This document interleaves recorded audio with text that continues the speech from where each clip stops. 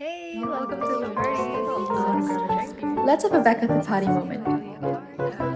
We are looking for a new way to see the world. Hi everyone, and welcome to the Back of the Party with Megan. This is my brand new podcast brought to you in partnership with my friends at Zoda Pop, and you can expect new episodes every Monday night at 8 p.m. And if you're listening to the audio version, there is a video version available on Spotify and YouTube, so come join the party however you wish. Let's head to the back of the party and dive right into our first episode. For the first episode, I thought it would be good if I walked you through what you can expect from this podcast in the next 9 episodes, as well as a little bit more about the inspiration behind the podcast and the name Back of the Party. So this series is inspired by a tagline that I've really held close to my heart, and it's a new way to see the world, which, to be honest, is a question that I've thought about a lot. And if you follow me on social media, I think you would have seen me discuss this question in many different iterations, right? Whether I say a new way to see the world, or a different way to see the world, or busy creating new worlds, they all essentially reflect this same question of, is there another way to see the world? And I think a lot of this curiosity developed out of my love for the arts and my studies in political science, political theory. But funnily enough, this line, a new way to see the world, actually came from this Instagram post that I saw from this artist that I like. And it was very simple. It was in a carousel post. And she had this like really strange looking photo of a girl at a table. And on the top of the photo, she scrawled the words, "Is there another way to see the world?" And on the bottom it said, "Yes." And I guess it was just a very unassuming Instagram post. But it's really come to motivate a lot of things that I create or I do, including this podcast. So every episode is essentially going to center this line, a new way to see blank, right? So they're going to be fun episodes like a new way to see dating apps, where I'm going to spill some of my best dating app stories. There are also going to be more personal episodes, so like a new way to see university, a new way to approach health and wellness, where I'll share a little bit more about my journey in those two areas. And then there are episodes that are going to be a little bit more informative. For example, a new way to approach traveling, where I'm going to talk a bit more about traveling solo, especially as a female who travels solo. So that's a little bit of what you can expect from the upcoming 9 episodes, along with some other topics that I haven't revealed yet. So you just have to keep coming back every Monday night. But the gist of it is that I'm going to be talking about a different topic every week that is commonly talked about maybe in the media, in your day-to-day, with friends, with colleagues, but configuring a different way to see it. So why did I choose to name it Back of the Party with Megan? I think when I was brainstorming ideas, I really wanted a name that was sort of intuitive. Like when you heard it, you would kind of immediately get what kind of vibe I was going for, right? And with Back of the Party, what I wanted to capture was that elusive, fleeting, rare connection that you sometimes find when you just hang at the back of the party instead of being at the center of the action, like where everybody's dancing and screaming and having fun. When you sort of just like hang back with a drink and just end up talking to this random stranger that you would have not met otherwise, and you end up having these conversations that kind of like expand your worldview a little bit or prompt you to start thinking about things in a different way or to consider things in a different light than how you had done before. And I think besides the vibe that I wanted to capture, the podcast name was also inspired obviously by some of my academic interests and some of my interests in the art. And I think these two topics are things that are going to come up intermittently, just because I'm going to be sharing my different perspectives across all these different topics, right? And a lot of these perspectives have been built through my experience in the arts or in research, right? So it's very difficult for me to remove them or isolate them in a way. And I hope that this also opens up a different way for you to view things, right? Because I understand obviously that not everybody is super involved in the arts, not everybody has gone through an arts education or an education in political theory. So I hope that this presents sort of like a new perspective for you to consider. So I want to talk a little bit more about my academic interests and how it sort of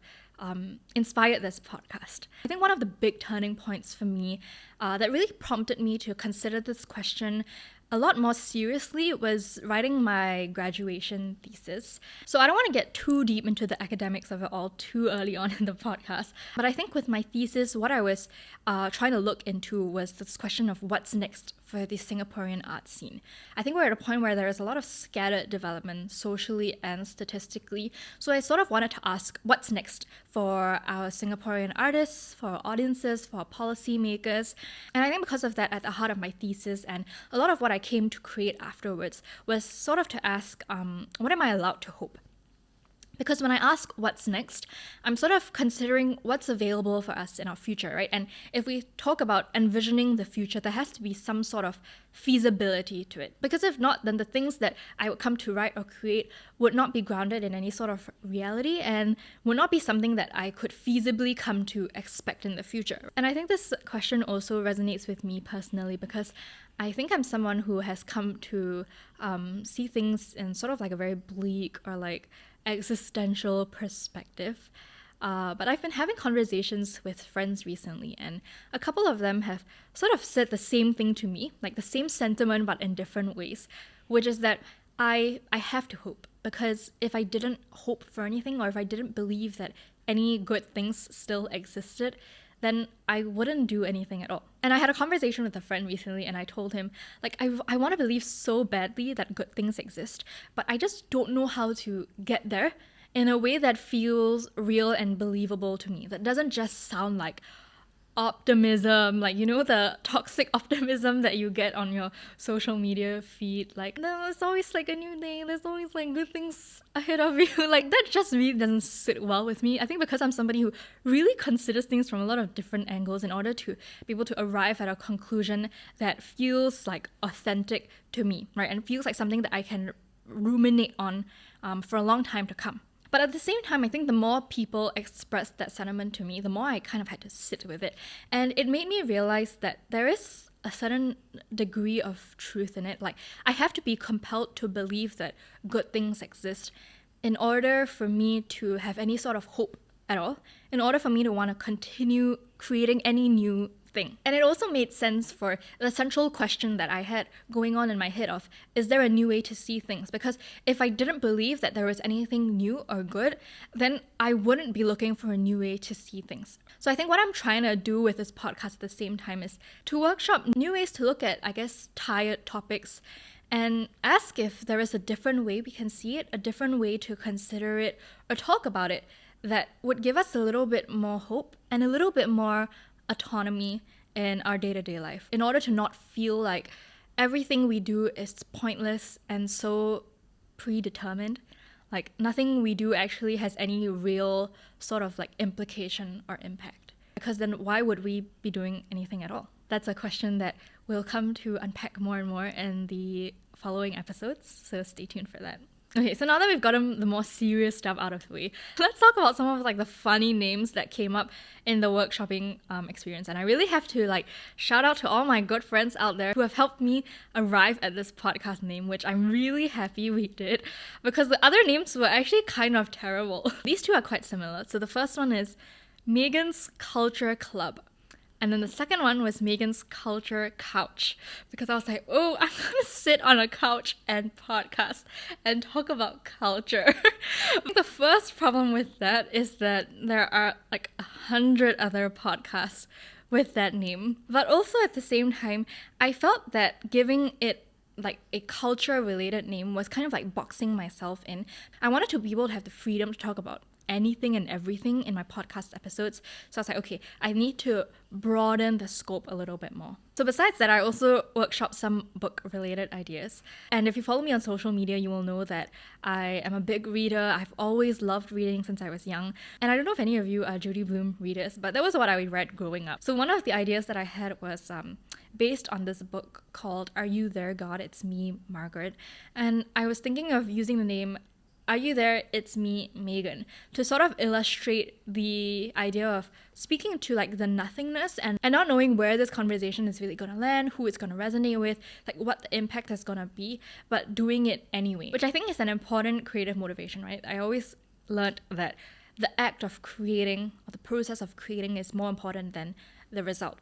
And I do resonate with that, but I think I wanted the podcast name to sort of reflect my hope for where this podcast would be going to.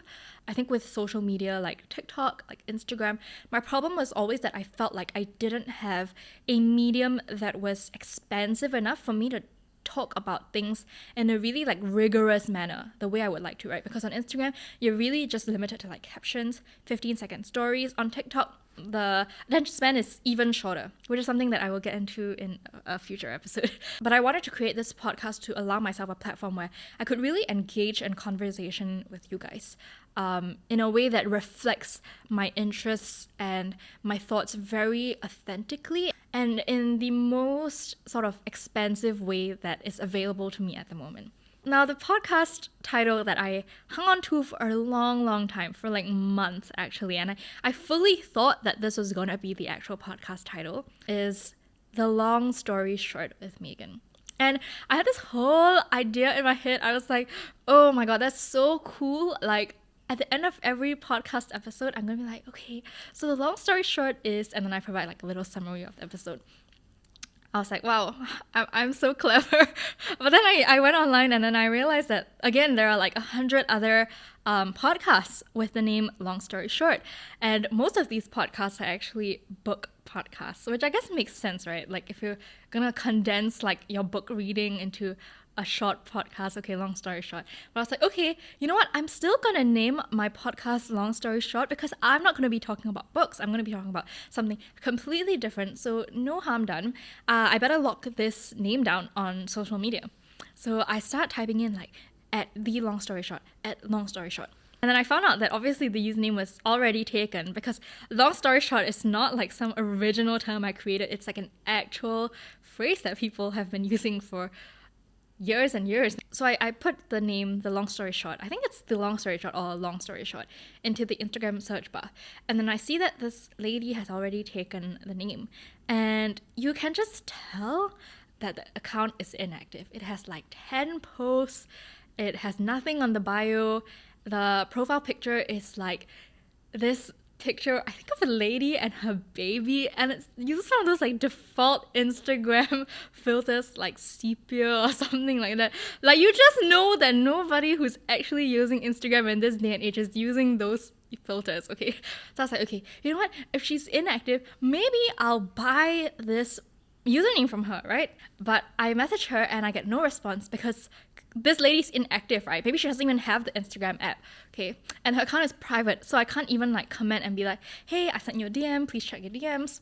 Okay, so the only clue I have is that on her bio, there is this website. I think it's something like longstoryshortphotography.com. Okay, so I click into the link and the link is dead. And this really frustrates me, guys, because like every single sign is pointing to the fact that this Instagram account is inactive and I want to use it. Like I would actually put it to good use, right? But now I have no way of contacting this lady. So the account is dead, the website is dead. I'm like, what should I do? I put the name Long Story Short Photography into Google search and then the Facebook page comes up. The Facebook page, which is also inactive, by the way. I was like, you know what? People still use Facebook. So I dropped her a DM and I'm like, hey, are you the owner of at Long Story Short on Instagram? Can I buy this username from you? She left me on red like literally like 10 minutes after I sent her that message. Okay, I think this is like maybe 6 months back and I was not ready to get the podcast off the ground yet. So I was like, you know what? Never mind. I have other things to like focus on at the moment. So then I come back to it like 6 months later, which is like the later end of 2022, right? And I message her, I'm like, hey, sorry to bother you again. Like, I want to buy this account off you because I'm planning to start a podcast. And then I even comment on her, like her post, like, hey, I dropped you a message so that she would see the message, right? And that's why I'm so angry because it's like, if you don't want to sell me the username, why don't you just tell me, right? And so I'm really not proud to say this. I'm really not proud to say this. I wonder if I should even be saying this, but I start to like harass her Facebook page and like the people who have commented on her Facebook page before. And okay, in my defense, I don't really use Facebook that much, so I'm not that familiar. I didn't realize that when it shows like the little icon next to the message, it means that it's been read. So I just thought that like she wasn't receiving my message, right? And this is like urgent, like I want to get my podcast up on the road, right? So I start going into her old posts, and I do a scan of like who likes and interacts and comments on their posts the most, because those people, those loyal supporters of long story short photography, which is like seems like a small sort of photography business, are probably like maybe friends or family of these people, right? So then I start messaging these people. I'm like, hey, sorry to bother you, but do you happen to know the owner of the long story short photography? Because I want to buy over their dead Instagram account for my podcast. So if there's any way you could put me in touch with the owners, that would be wonderful. And I send out like 5 of these messages. I mean, okay, 5 doesn't sound like that much, but it's still kind of wacky considering that like I was really going into their old Facebook page. Like, can you imagine commenting on something like 5 years ago, and then 5 years later, like this random Asian girl is all up in your DMs like, hey, do you know this person? I want to buy their Instagram account. And for the record, like these people that I was messaging were not like teens or millennials. They were like old ladies. Like probably like old grandmas just using Facebook to keep in contact with like their children or grandchildren. But then I had a good think about it, and I was like, you know what? Let's not get too hung up on this. Let's not get too hung up on this name. After 6 months of waiting, I thought that to myself. Let's think of a new name. So then that's when I started workshopping even more names. This time a little bit more specific, because this was 6 months later and I had sort of had more time to think about it, had more conversations with friends. And because of that, I was a little bit more sure of the direction in which I wanted to take my podcast into. Now that I knew I had this central idea of like hope and a new way to see things in my head, right? Some of the names that came up was like A Permit to Hope, A Workshop in Wonder, A World in Wonder. Why I didn't end up choosing those names was just because I felt like they almost sounded too hopeful. I didn't want my podcast to be one of those self-help, self-care podcasts that are like a dime a dozen in this economy, right? I wanted it to convey something that felt a little bit more unique to me. And so let me tell you the exact place that I stumbled upon the name Back of the Party. And it's actually from a song lyric, from a song called Lovers Stay Right for Each Other by one of my favorite local artists, favorite local singers, Lin Ying. So this is a song that had really stuck with me like since it was released. And this specific line, and the line goes, flowers start falling and good things come calling, and up to a point I can't hide that I'm dancing to pieces with all my diseases at the back of the party, confusing myself all night. I think these lyrics kind of like grew with me throughout the year, because when I first clung on to the lyrics, I was coming from a place of like, oh gosh, I feel like I'm at the back of the action. Like everybody is sort of like moving on to a new stage of life, right? Because I just graduated mid this year, and everybody was already like finding a job, everybody was getting ready to graduate, but I felt like I wasn't ready to graduate at all. I felt like I want to stay here and I want to keep attending like political theory lessons, and I'm not done learning. I want to continue writing.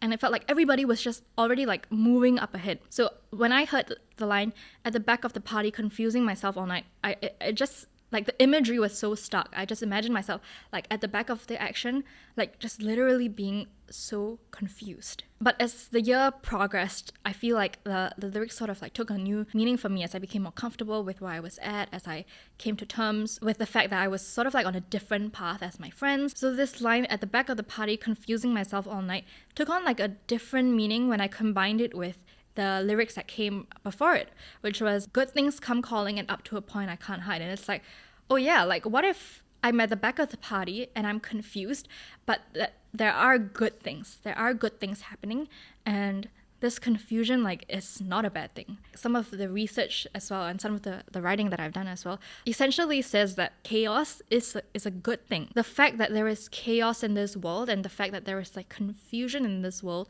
opens up this space for us to create new things, for us to look at new things and to envision things that don't already exist, right? Because if there is chaos, if there is confusion, it kind of points to this idea that you can organize it and reorganize it in a way that is meaningful to you or to the community around you or to like the greater society around you, right? And as it turns out, after all my talking, I basically looped back to my academic interests and motivations.